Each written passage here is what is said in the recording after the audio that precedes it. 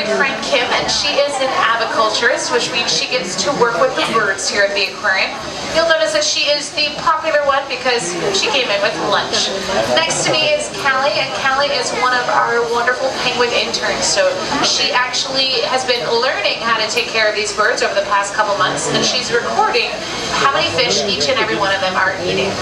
Right, now did everybody out here, or did anyone out here, count exactly how many Cheerios they had this morning for breakfast?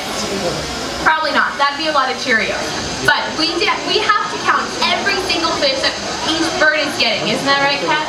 It is. How many of you have animals at home? Like cats, dogs, llamas, iguanas? Yeah?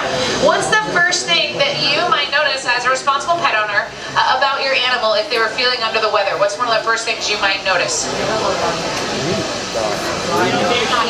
Yeah, exactly. So if you're a penguin, you're not a very big animal. So it's not beneficial to show any outward signs of illness because in the wild, that might make you vulnerable to a predator. Even though there are no predators here, the penguins still retain those natural behaviors. And it's really important for us to know how much they're eating. If they were eating less than normal over time, then maybe they're feeling a little under the weather, just like an animal that you have that might live with you might not eat as much. But with penguins, if they're eating more over time, then that can actually mean that they're getting ready to go through a natural process called molting, where they lose all their feathers and they grow them all back and they bulk up a lot before they lose those feathers. So we can tell when that's coming by looking at their food intake as well. Right, now what exactly is on the menu this afternoon for these birds? So primarily here they get a diet of capelin. It's about 4 to 5 inches. It's pretty high salt content fish. I don't know if any of you like sardines or anchovies. It's very similar to that. And then some of them are getting some pretty large herring today as well. Right, now I did mention before that if you are in between the windows and the tiles, we ask that you have a seat. And if you wish to remain standing, just do so behind the benches.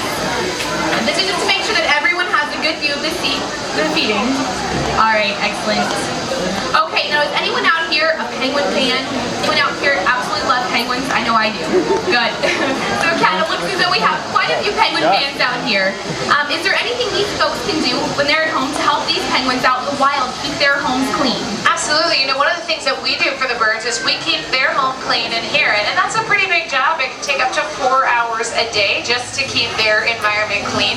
But for them in the wild, it's important for them to have a clean environment too. And these are African black-footed penguins. So the wild for them is South Africa and Namibia.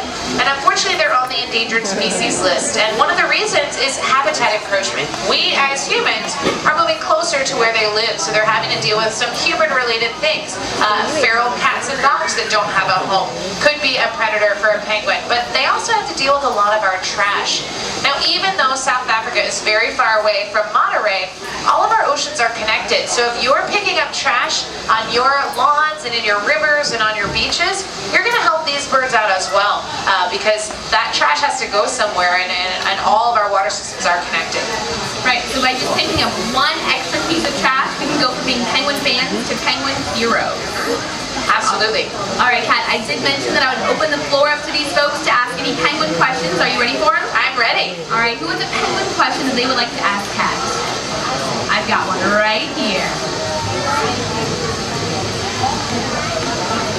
We had a great question, Kat. This young lady would like to know, why are penguins black and white? So that's a very good question. There's a couple different reasons.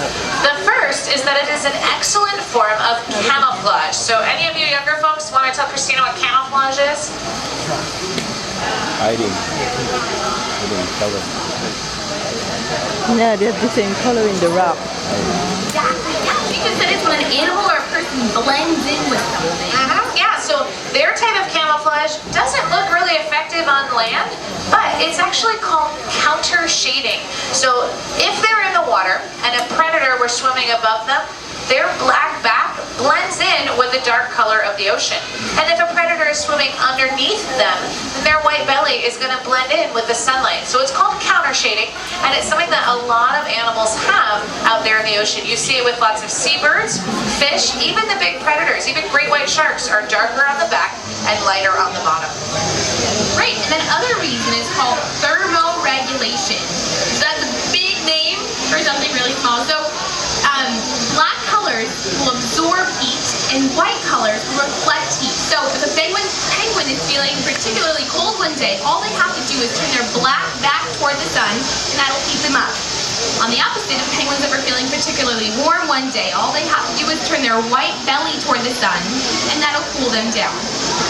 Yeah, just think about wearing a black shirt or a dark colored shirt on a hot sunny day, not like today, but you know, a normal summer, or also if you wear white, you tend to not be as warm because those dark colors really absorb that How heat. many minutes? That was a 5 great minutes question. and 30 All right, any other penguin questions out there?